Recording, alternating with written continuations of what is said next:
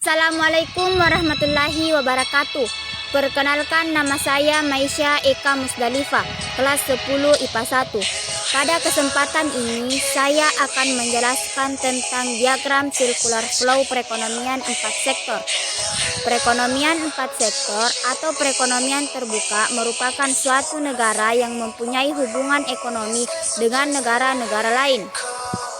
Dalam perekonomian terbuka, sebagian produksi dalam negeri diekspor atau dijual ke luar negeri.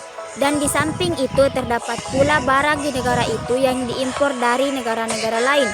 Perekonomian terbuka dinamakan juga sebagai ekonomi 4 sektor, yaitu suatu ekonomi yang dibedakan menjadi 4 sektor, yaitu yang pertama, sektor rumah tangga, yang terdiri atas sekumpulan individu yang dianggap homogen dan identik.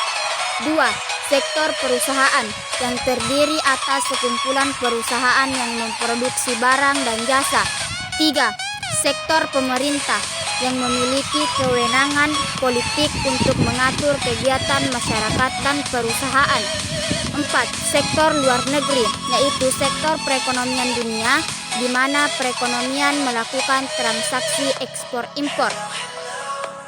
Berikut gambar diagram circular flow perekonomian 4 sektor. Pada diagram tersebut dilihat bahwa pada nomor 1 RTP menuju RTK, nomor 2 RTK menuju RTN, nomor 3 masyarakat luar negeri menuju RTN, nomor 4 RTP menuju masyarakat luar negeri, nomor 5 masyarakat luar negeri menuju RTK. Dalam diagram circular flow terdapat pasar-pasar yang mempengaruhi kegiatan ekonomi. Pasar-pasar tersebut meliputi pasar barang, pasar tenaga kerja, pasar uang dan lembaga keuangan, serta pasar luar negeri. Dari diagram circular flow tersebut terdiri dari 4 komponen, yaitu yang pertama, rumah tangga, hubungan dengan perusahaan. Pada awalnya, rumah tangga menjual SDM yang dimilikinya kepada perusahaan.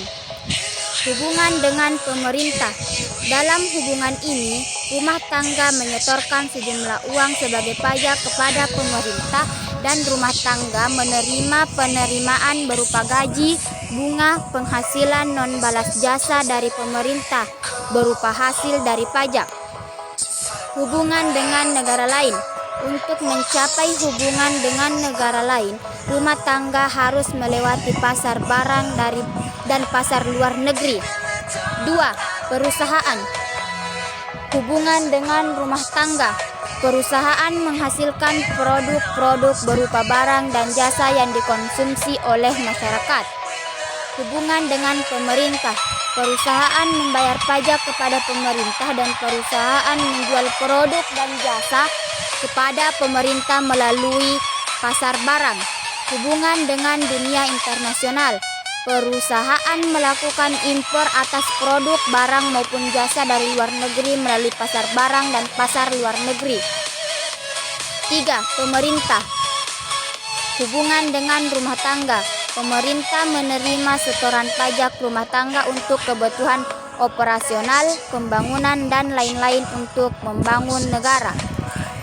Hubungan dengan perusahaan. Pemerintah mendapatkan penerimaan pajak dari perusahaan dan pemerintah juga membeli produk dari perusahaan berdasarkan dana anggaran belanja yang ada. 4. Negara-negara lain. Hubungan dengan rumah tangga. Negara-negara lain atau dunia internasional menyediakan barang dan jasa untuk kepentingan rumah tangga yang dilakukan di pasar luar negeri. Dari pasar luar negeri masuk ke pasar barang dalam negeri sehingga produk yang dihasilkan dapat dibeli oleh rumah tangga. Hubungan dengan perusahaan. Dunia internasional atau negara lain mengekspor produknya kepada bisnis-bisnis perusahaan.